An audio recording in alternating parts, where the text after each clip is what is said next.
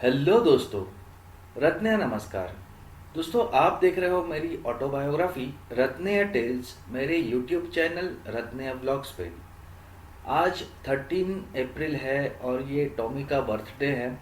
तो आज के दिन में मैं सब लोगों से सिर्फ एक ही दरख्वास्त करूंगा कि दोस्तों, अगर आपके घर पे भी कोई पेट एनिमल है तो आप उसका ख्याल रखें, क्योंकि उनका जो प्यार होता है वो बहुत सेल्फलेस होता है, वो बहुत लॉयल होते हैं और उनके लिए आप सब कुछ होते हो। तो कुछ भी हो जाए, कभी वो बीमार पड़ जाए या उसको कुछ प्रॉब्लम हो जाए, तो उसको एबंडन ना करे, बिकॉज वो फिर बहुत डिस्ट्रेस में चले जाते हैं। और मेरे पास भी बचपन में एक डॉगी था जिसका नाम था दत्तू, जिसको आज मैं याद कर रहा हूँ। दोस्तों, बचपन में एक मूवी मैंने देखा था, तेरे मेहरबानियाँ। तो उसमें भी ऐसे ही एक कुत्ते की स्टोरी थी जो उसके ओनर के मर जाने के बाद उसके ओनर के खून का बदला लेता है। तो आपने ये सीन देखा होगा, जब वो टेप रिकॉर्डर जो सबूत होता है वो पुलिस स्टेशन लेके जाता है। तो खैर, पिक्चर काफ़ी अच्छा था, लेकिन उसमें एक बहुत बड़ा जोक भी था कि ये कुत्ते के साथ एक स्नेक भी होता है जिसको मंदिर का सांप वो लोग बुलाते हैं, कोबरा स्नेक। और वो मंदिर का स्नेक भी कुत्ते को हेल्प करता है, यहाँ तक कि वो साड़ी खींच के जो औरत है उसको लेके जाता है। और वो डायलॉग है कि लगता है ये कहीं पे लेके जाना चाहता है या कुछ बताना चाहता है, समथिंग लाइक दैट। तो चलो गाइस, आज का एपिसोड शुरू करते हैं मेरे स्कूल डेज से। 1991 में हम लोग अभी भी है। और मैंने स्कूल में पढ़ना शुरू किया था। तो पहले ही मुझे फर्स्ट या सेकेंड मंथ में मुझे ज़ोरदार फटके मिले थे। प्रभाकर कुंटे सर नाम था उनका, और शायद इंग्लिश पढ़ाते थे। लेकिन बाद में मैं उनका फेवरेट स्टूडेंट बना, बिकॉज वो लाइब्रेरियन भी थे, लाइब्रेरी उनके अंडर थी। और सैटरडे को लाइब्रेरी हमारा स्कूल के बाद जब खुलता था, मैं वहाँ पे हमेशा रहता था। मैं कुसुमाग्रज हो या फिर रत्नाकर मतकरी जी हो, पोले देश पांडे जी हो, ऐसे बड़े बड़े ऑथर्स के बुक्स में तभी पढ़ा करता था। तो उन्होंने खुश होकर मुझे लाइब्रेरी में उनके साथ असिस्ट करने का एक मौका दिया। तो बाकी के लोग मुझसे जलते थे, क्योंकि वो जो टाइम था, उस टाइम में लड़के भी और लड़कियां भी दोनों अलाउड थी लाइब्रेरी में जाके बुक्स इशू कराने के लिए। बिकॉज वो सैटरडे ऐसा दिन होता था जब हमारा स्कूल जल्दी खुलता था। तो उसके बाद लड़कियों का स्कूल खुलने तक हमारा लाइब्रेरी चलता था। मैं स्कूल में एडमिट होने के पहले सिर्फ कॉमिक्स बुक पढ़ता था। फ्रैंकली स्पीकिंग, सिर्फ एक सुंदर वासी लिसा जो बुक है, जो मैंने लास्ट टाइम डिस्कस किया, वही मैं पढ़ा था।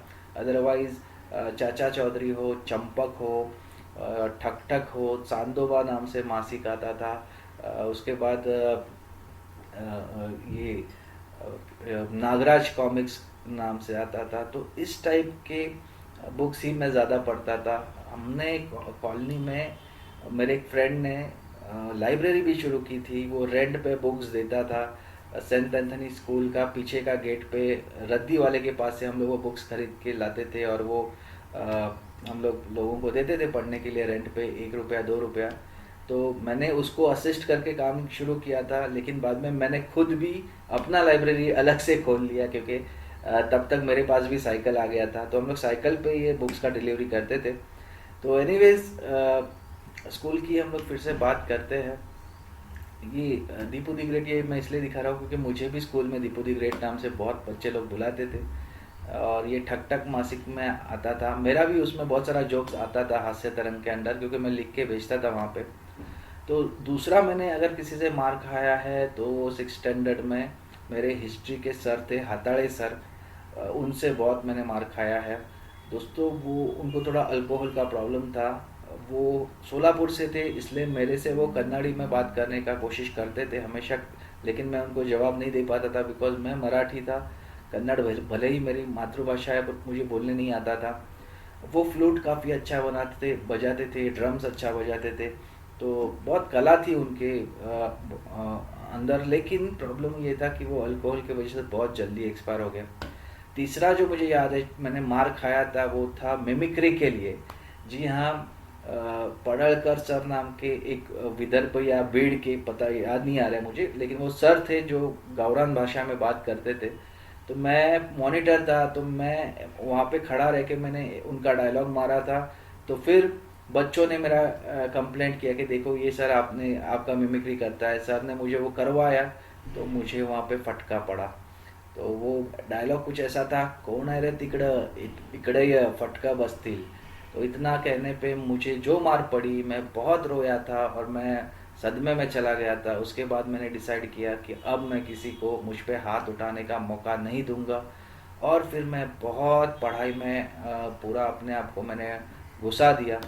फिर वो स्कूल के लिए एक के बाद एक में ट्रॉफीज़ लेके आते रहा, फर्स्ट प्राइज़ लेकर आते रहा। तो फिर क्विज़ कंपटीशन हो, ऐसे कंपटीशन हो, जितनी भी कॉम्पिटिटिव एग्ज़ाम्स उस समय रहती थी, फिर वो हिंदी राष्ट्रभाषा की एग्ज़ाम हो या फिर लोकमान्य तिलक का इंग्लिश का कॉम्पिटिटिव एग्ज़ाम्स होता था, वो सारे एग्ज़ाम में मैं या तो मेरिट में आता था, डिस्टिंक्शन में आता था, या तो मैं फिर फर्स्ट क्लास आता था। मैं उसके नीचे कभी गया नहीं। तो उसके वजह से धीरे धीरे मेरा स्कूल में जो रेपुटेशन है वो अच्छा होते रहा।